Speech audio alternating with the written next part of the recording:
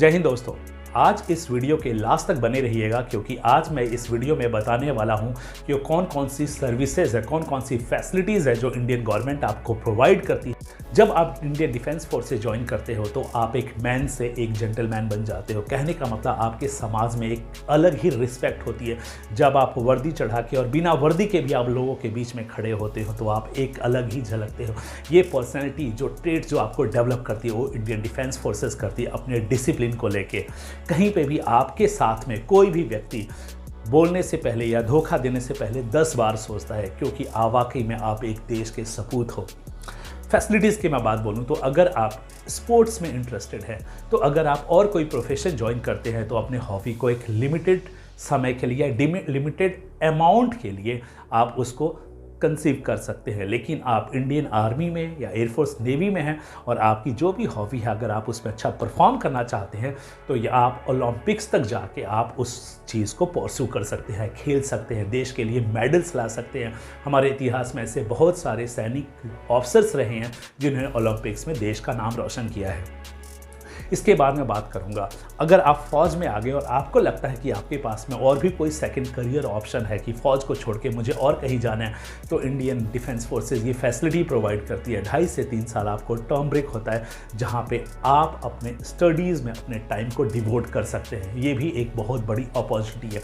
कहने का मतलब आपको कहीं से भी वो बांध के नहीं रखेगी कि आपको यही चीज़ और यहीं पर करना है।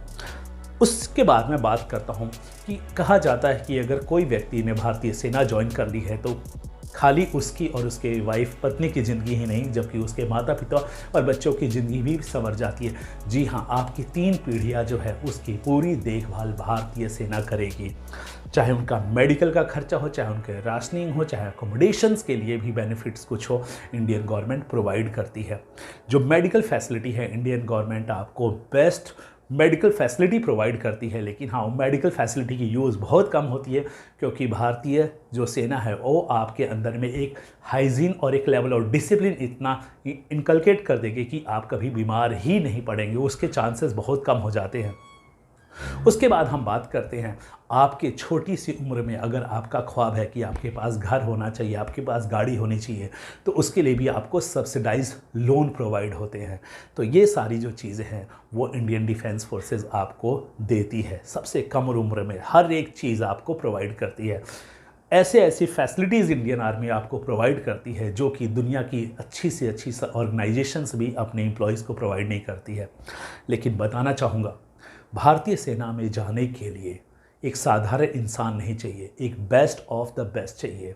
तो आप अपने वैल्यू के ऊपर में, अपने पढ़ाई के ऊपर में, अपने बॉडी, अपने फिजिक के ऊपर में अच्छा खासा आप जोर दीजिए, अच्छी खासी आप मेहनत कीजिए कि आपका ये सपना पूरा हो जाए। तो ऐसी और वीडियोस के लिए अपने चैनल डिफेंस सारथी को सब्सक्राइब कीजिए और ये वीडियो कैसी लगी आप कमेंट बॉक्स में ज़रूर लिखिए। जय हिंद।